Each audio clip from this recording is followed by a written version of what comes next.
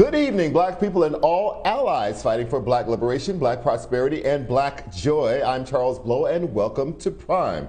President Biden traveled to Philadelphia today and delivered what may be his most passionate speech yet about voting rights in America. During the speech, Biden took aim at former President Trump and the Republican Party's claims of voter fraud, a state-by-state assault on voting rights, and the stalemate over the For the People and John Lewis Voting Rights Acts.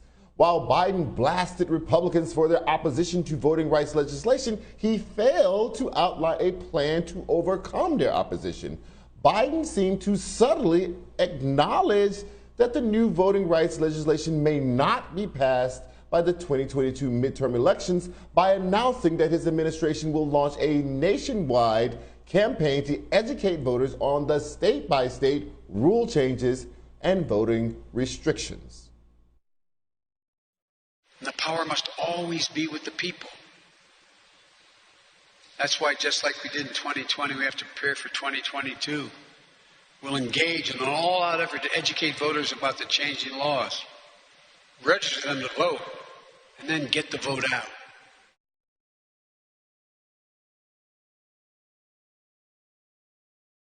Now, last week, Biden met with civil rights leaders who urged him to continue to fight for voting rights despite Republican opposition. According to those who attended the meeting, alterations of the filibuster would be imperative in that fight. Despite this, Biden avoided any mention of any administration effort to alter the filibuster.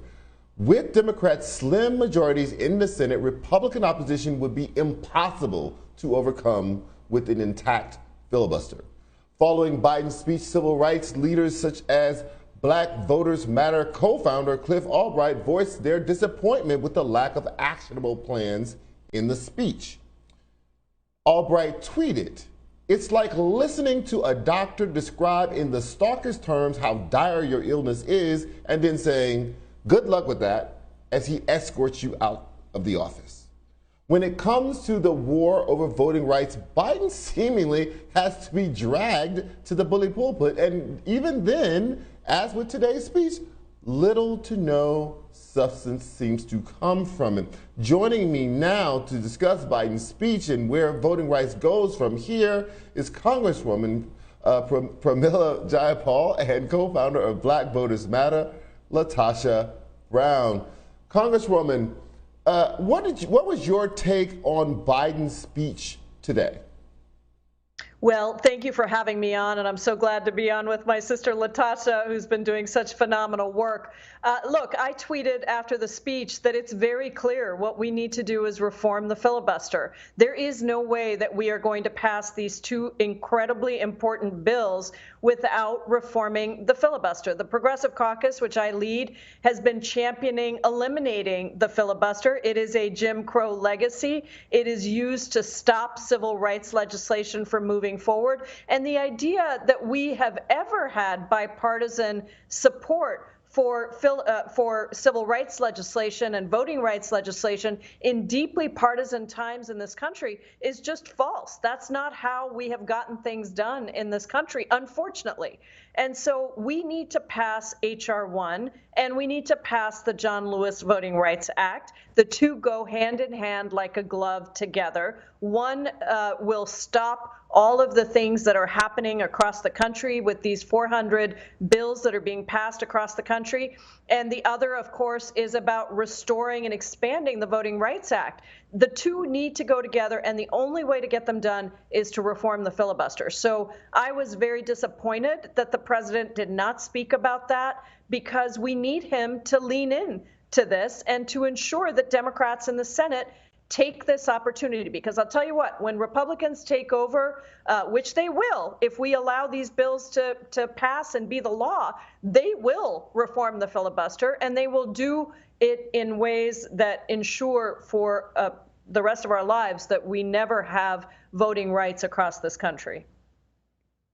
Look, LaTosha, it seems to me that all civil rights issues and legislation are rhetorical wars as much as they are anything else. And I'm sorry, but the president has just not been as fully engaged on the rhetorical side of this war as he could have been. He just hasn't. And you have the leader of the Republican Party, which is still Donald Trump, whoever else you might think it is, has been hammering this for the last 6 months. And Joe Biden has been feeding us, well, I gave everybody a shot with the pandemic. That's good. Thank you, Joe. I want, to get jobs for the hard hats. That's good. Thank you, Joe. But if no one can vote, none of that will matter in the end, because all of it will turn around, because Republicans will take back over control of the House and Senate and possibly the White House in 2024.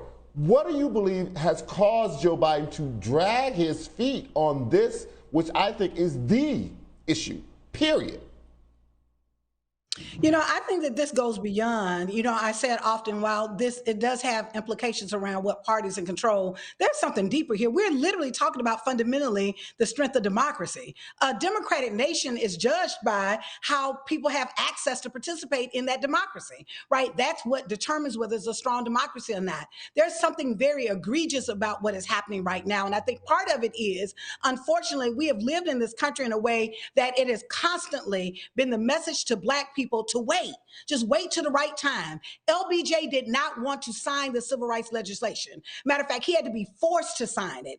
And all through all the movement that had happened, through the killing, through the murders of folks, he had to be forced to sign it. I am saying that there is a certain level of comfort, unfortunately, in the political landscape with Black discomfort. There's some level of comfort of accepting that if we could just wait, let's just wait until the midterms, and the sense of urgency, not having a sense of urgency. There are three kind of big points around this. The first point is, I think that we have to really squarely say that, yes, we have to end the filibuster, that the filibuster has always been a tool that has been used to be a barrier around civil rights. And no, we cannot wait. It is 2021. This is 60 years past when the voting rights movement started. And so now we need the end of the filibuster. The second thing is, I think Americans really have to take note we have actually gone to war under the guise of, we're protecting democracy, and in the Constitution, it says democracy abroad and domestic. So here we have the biggest threat to democracy, of a fundamental right that says people should have access to the ballot. And what we're saying is, maybe if the legislation passes that, then yes, I'll support that. The third thing that I think is kind of related to that is, I think until I hear President Biden, I think that he had a good speech. I think his speech would have been great maybe 15 years ago.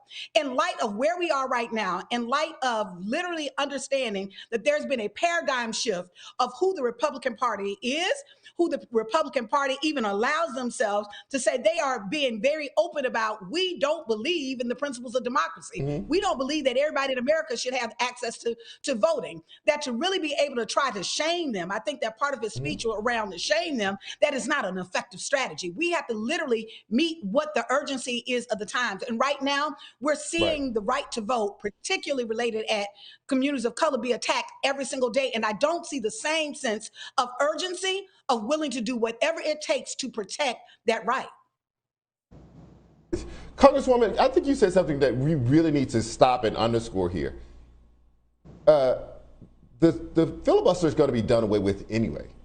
We are in the age of nuclear option politics.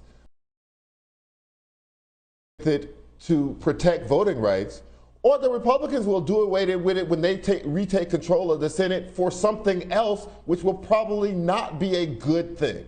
It is going to go anyway. And how will Democrats feel when the Republicans do it, eliminate the filibuster for something horrible, and you had the option to amend it or change it or eliminate it in service of giving more people the right to vote and protecting the right to vote for people who already have it? How do you get this through the heads of the people, Democrats in Washington, particularly, I don't want to hang this around everybody's neck, particularly Joe Manchin and Kristen Sinema? Well, I think that the whole idea that Democrats often come to the table in the past, and certainly right now with voting rights, and say, we're the party that is reasonable. And that's great. I'm glad that we're often the party that's reasonable, but we have to understand we are dealing with a party that has no policy that they're fighting for anymore. They are a one-man cult. They believe in the big lie. They're promoting the idea that Joe Biden isn't even the legitimate president and that Donald Trump is going to be reinstated as president. None of them voted for a bipartisan commission to acknowledge what happened on January 6th. And the insurrection, and none of them voted for the American Rescue Plan. There is no sense in trying to act like this is a Republican Party, as LaTosha said, that is reasonable. They are stripping voting rights because it is the only way that they can win. And they are targeting black voters and brown voters and poor voters because those are the voters that will most benefit from the policies that Democrats are trying to push and are most harmed by the policies that Republicans want to push. So they have two things to run on: voter suppression and a bizarre interpretation of race that is filled with lies and fear-mongering. And is racist. I mean, let's just be clear about that. So I think that what we have to do is continue to keep up the pressure. We need to keep up the pressure on those two Democrats that you mentioned. But let me just say, there are other moderate Democrats who also haven't been as vocal, but are also not coming out to say there is an urgency now to reform the filibuster. And we have to keep up the pressure on the White House because the president does have the bully pulpit. And I think what you said is very important. The urgency and the way in which he can make the case is like no other. I mean, nobody else has that ability that he does of the White House. Understand, and I thought at one point that he had said he was open to reforming the filibuster. He didn't seem to address that at all today. I found that disappointing because it's not going to happen without him really weighing in and saying this needs to happen in order to preserve our democracy.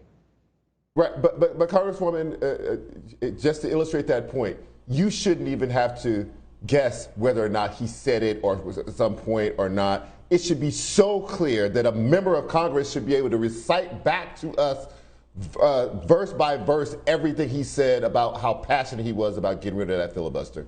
Ladies, we're out of time. Thank you so much, both of you, for joining us. I'm sure we will have you back on this because this march to disenfranchise American voters continues. Thank you again for your time tonight.